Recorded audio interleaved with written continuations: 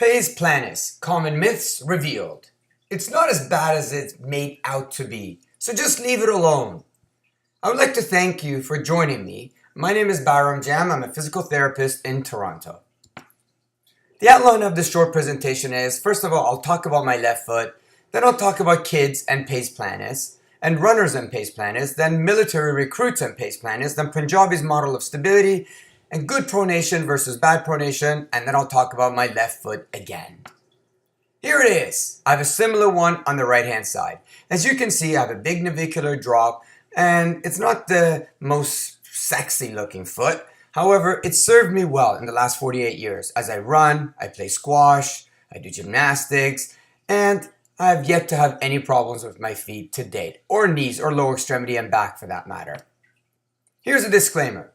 Before I begin my orthotics bashing rant, let it be said that customized and prefabricated foot orthotics can be very valuable in certain children and adults with obvious foot deformities, arthritis, or those in pain and unresponsive to other conservative managements.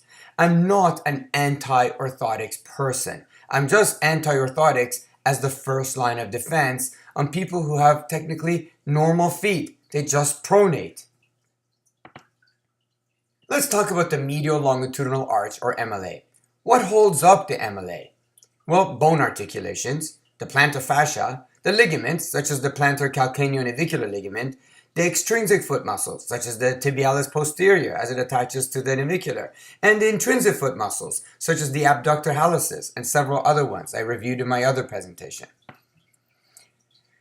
Oh, what to do about my foot though? There are two schools of thought. One says, wear orthotics at all times to prevent potential future lower extremity and spinal injuries. And the second school of thought is, if it ain't broke, don't fix it. I'd just like to inform you, I've never worn orthotics in my life, in my shoes. And the last 15 years, I haven't worn any kind of supportive shoes. So we must fix it if my foot is a problem though. That's one theory. The supportive industry and the arch support industry thrives on that philosophy. However, the 2013 systematic review concluded this. High arch and flat foot types are associated with lower extremity injuries, but the strength of this relationship is low. So those who have Pes cavus and those who have Pes planus have some degree of more lower extremity injury. But hold on.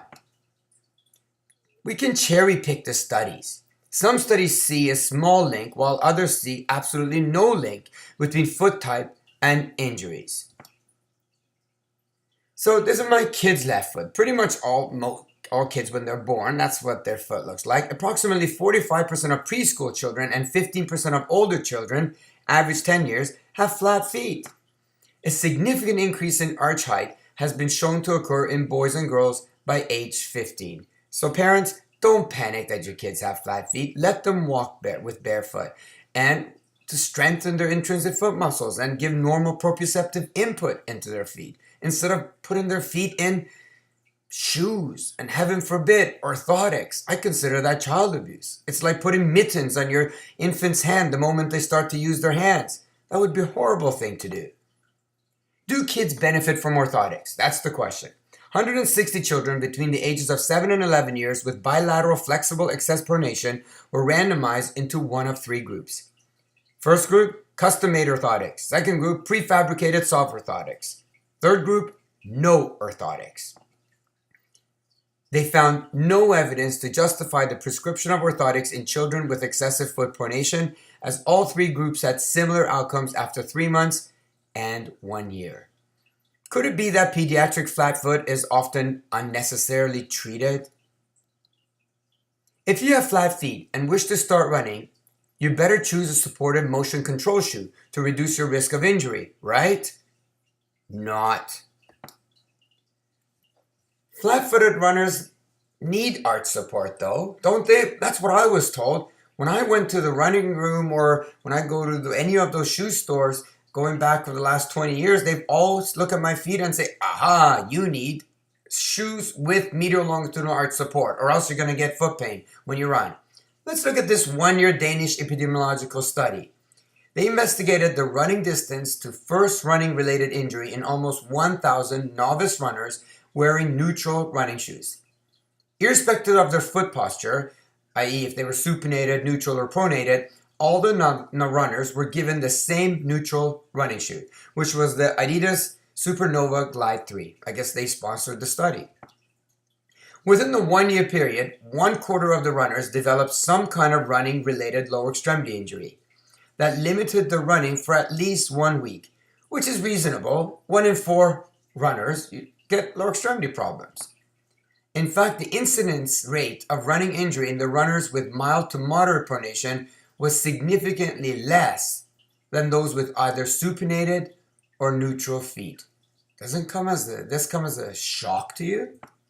Conclusion is, although still controversial, this study contradicts the general belief that pronating runners are at increased risk of injury if they run in a neutral running shoe.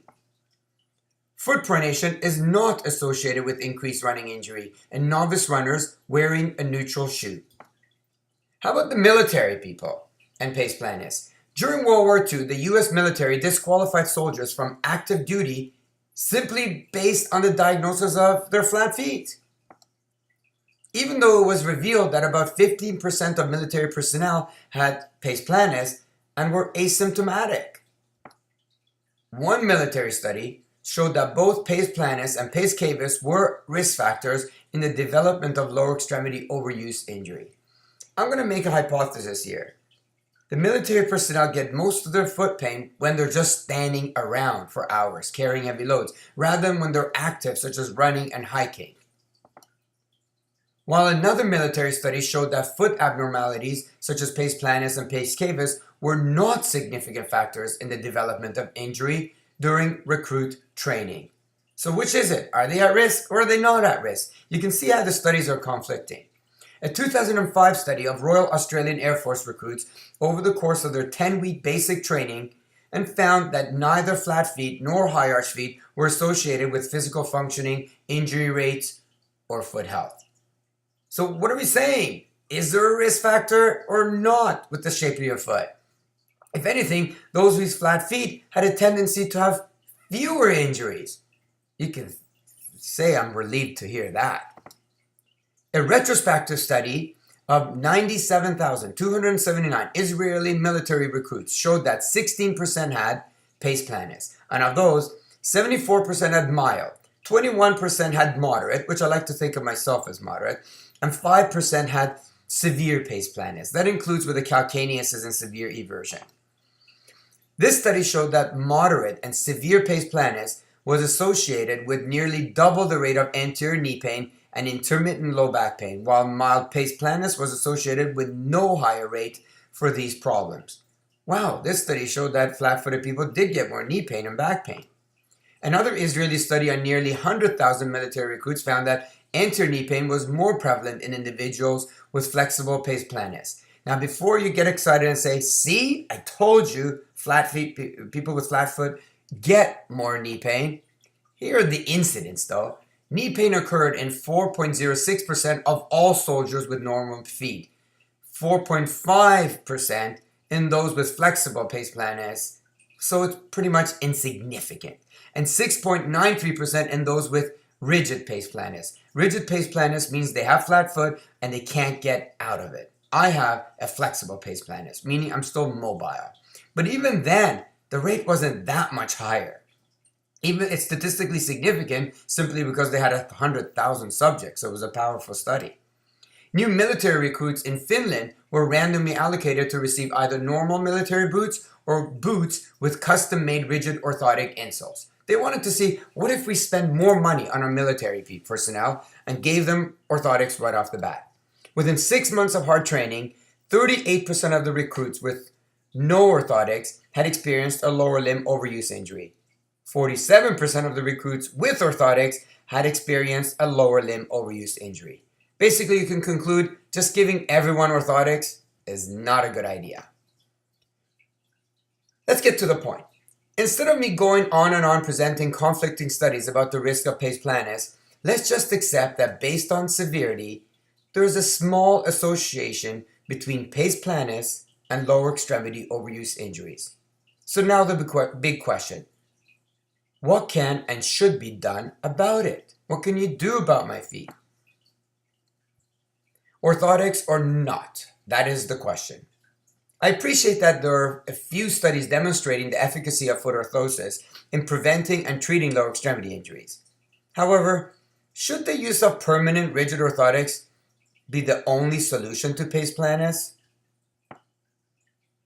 Would you say wearing a rigid neck collar is a good solution for people with neck pain, and for you to tell them they should wear it for the rest of their life, and every 1 to 2 years they should replace that rigid neck collar? Or wrist brace? I'm not against a rigid wrist brace for people who've had a fall and have an injury or instability in their wrist. They should certainly wear it temporarily if it makes them feel better, and then gradually to wean off the brace. How about a rigid back brace or an ankle brace? I endorse those if necessary, if it makes them feel better, but certainly never permanently. The goal is to temporarily wear them during the painful phase, if indicated, then to wean off them. I'm not against rigid orthotics, but the goal should be to wean off them also. Why should the foot be treated any differently than the other parts of the body? What holds up the medial longitudinal arch? Bone articulations, the plantar fascia, the ligaments, such as the plantar calcaneonavicular ligament, the extrinsic foot muscle, such as the tibialis posterior, as it attaches to the navicular, the intrinsic foot muscle, such as the abductor hallucis. If we look at the Punjabi's model of stability, it's proposed that there are 3 systems for stabilizing the spine, but you can translate that concept into the foot.